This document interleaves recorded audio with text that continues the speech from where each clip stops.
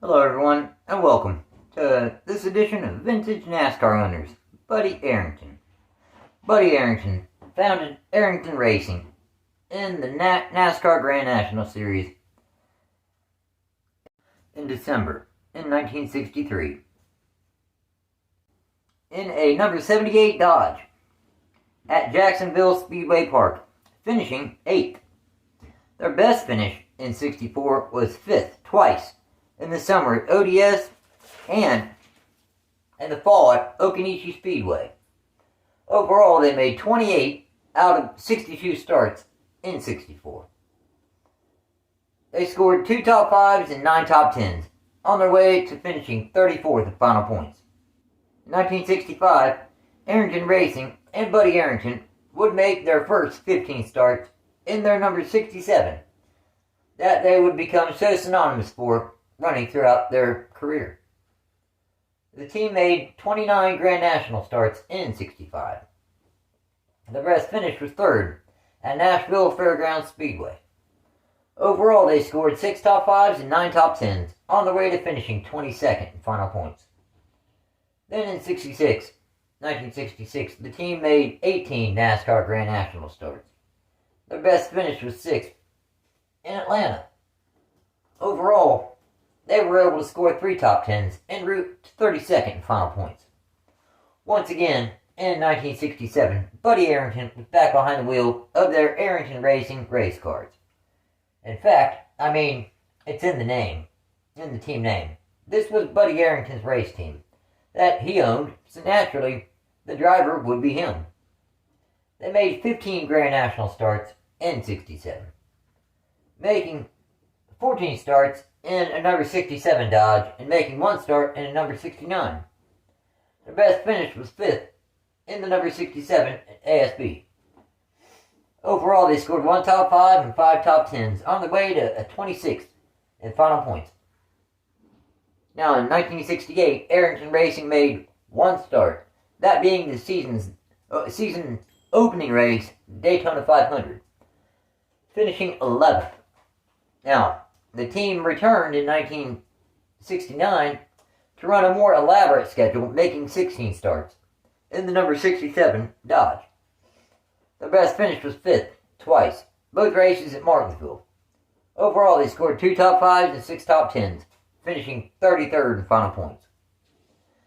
For 1970, the team made 19 out of 48 NASCAR Grand National starts, but ran a number 5 as opposed to a number 67 like he normally, typically would and always had.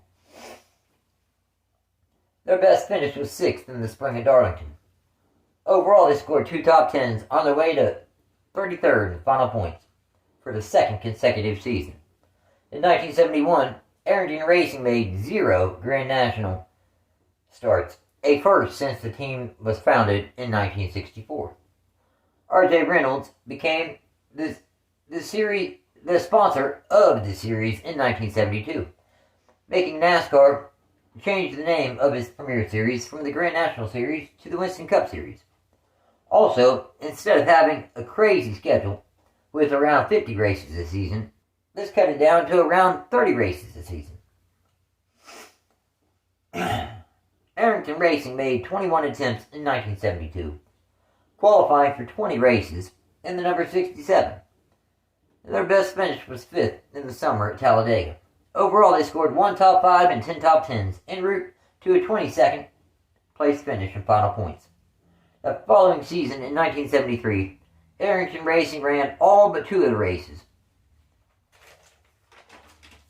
Both the races at Riverside. Now, they ran a Dodge in 16 races, and they ran 10 races in a Plymouth. Both Mopar, but different. Their best finish was 5th in the fall at Richmond. Overall, they scored 1 top 5 and 4 top 10s, finishing a solid 12th in final points. Then in 1974, Arrington Racing made 16 NASCAR Cup Series starts, with owner Buddy Arrington behind the wheel of their number 67 Plymouth. Their best finish was 8th in the summer at Bristol. Overall, they scored 4 top 10s, finishing 30th in final points. Buddy's son Joey made his NASCAR Cup Series debut in the fall at Richmond, starting 25th and finishing 27th. He also made one more start a couple weeks later at North Wilkesboro, starting 30th and finishing a career best 12th at 17 years old. The team mixed it up a little bit in 1975 by running 3 different makes throughout the season, running a Dodge for 2 starts, a Chevy for 1 start, and a Plymouth for 22 starts, altogether allowing the team to make 25 out of 30 NASCAR Cup Series starts in 1975. Their best finish was 6th in the spring at Richmond. Overall, they scored 3 top 10s, finishing 19th in final points. In 1975, Buddy's son Joey Arrington graduated high school and basically moved from being a very part-time driver to becoming his father's team's crew chief and basically an engine tuner. He made 3 more starts, 2 in a number 57 and 1 in number 6, all for Arrington Racing. His best start was 17th at Nashville Fairgrounds Speedway, and their best finish was 27th twice in Martinsville and also at Nashville. In 1976, the Arrington Racing team attempted 26 races, qualifying for 25 of them.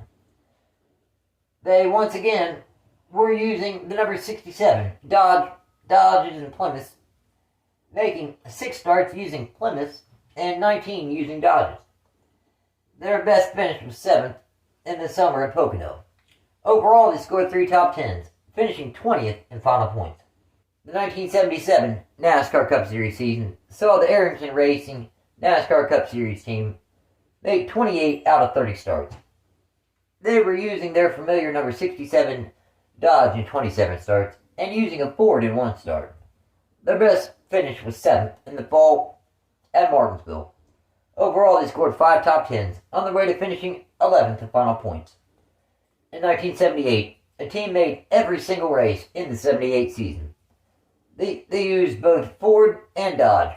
Ford at the road course races, and Dodges everywhere else. Their best finish was 5th in the spring at Martinsville. Overall, they scored 1 top 5 and 9 top 10s on their way to their first top 10 points finish, 9th. Joey made 2 more starts for the team, 1 in the number 7 and 1 in the number 19. Their best start was 29th, and their best finish was 22nd, both coming at Michigan. That next season, in 1979, Arrington Racing had their very best race in the spring at Talladega. They would lead some laps near the end of the race and finish 3rd. 3rd would be their best finish of the season. Arrington did this in one of Richard Petty's old hand-me-down Dodge Magnums. Overall, they scored 1 top 5 and 7 top 10s on their way to finishing 11th final points. Joey made 1 start for the team in the spring at Dover in a number 71, starting 29th and finishing 26th. As the Arrington Racing team was preparing to race in their 3rd different decade, the 1980s, in their number 67 Dodges, Buddy Arrington made every race. Their best finish was 6th in the spring at Richmond. Overall, they scored 7 top 10s on the way to finishing 12th in final points. Joey Arrington, his son, made his final start for the team in the number 79. Buddy's used cars Dodge in the spring at Richmond, starting 27th and finishing 13th. The following season, in 1981, the team ran all but 1 race. Their best finish was 7th in the spring at Dover. Overall, they were able to score 6 top 10s on the way to finishing 11th final points. Though a 1981 rule change would force the Arrington Racing Group to reconfigure and reskin all the race cars he got from Richard Petty into Dodge Mirandas and Plymouth Imperials. Arrington Racing and Buddy Arrington both had their best ever points finish and their final top 10 points finish, 7th in 1982. making 4 starts in Chryslers and 26 starts using a Dodge. Their best finish was 6th in the summer at Michigan. Overall, the team scored 8 top 10s, finishing 7th in final points. They did qualify for every single race. That next year, in 1983, the team made 14 starts using Dodge and 16 starts using Chryslers. Their best finish was 9th in the spring at Martinsville. Overall, they scored 2 top 10s, finishing 15th in final points. Things really started to fall off for the Arrington Racing team in 1984, attempting 29 races and qualifying for 26 of them. Their best finish was 11th in the spring at Darlington. They finished 20th in final points. This would also be the final season that they were able to run Dodge for an entire season. See, Arrington was always a Mopar man, but by this time, all the aftermarket parts were even gone. Bill Elliott was very kind to Arrington Racing in 1985, selling him some of his Ford Thunderbird parts and race cars at a very affordable price. The team made their final start in a Dodge at Richmond in the spring, and made their final 3 starts using a Chrysler at Atlanta, Bristol, and Riverside in the spring. Every other race that season, the team used a Ford.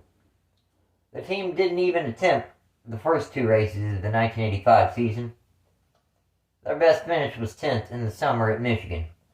Overall, they scored 1 top 10, and this was the team's final top 10 finish. They finished 20th in final points. The Arrington Racing team made 26 starts in the 1986 NASCAR Cup Series season. Their best finish was 12th in the fall at Richmond. They did not manage to score a single top 10 finish, but they did score 15 top 20 finishes, finishing 20th in final points. For the 1987 season, Arrington Racing didn't even attempt a race until the Coca-Cola 600 at Charlotte in the spring, leaving the team making 18 starts. Their best finish was 12th in the spring at Charlotte. Arrington Racing would finish 25th in final points. Now we have gotten to the end of this team's existence in NASCAR. They attempted the Daytona 500 but DNQ'd.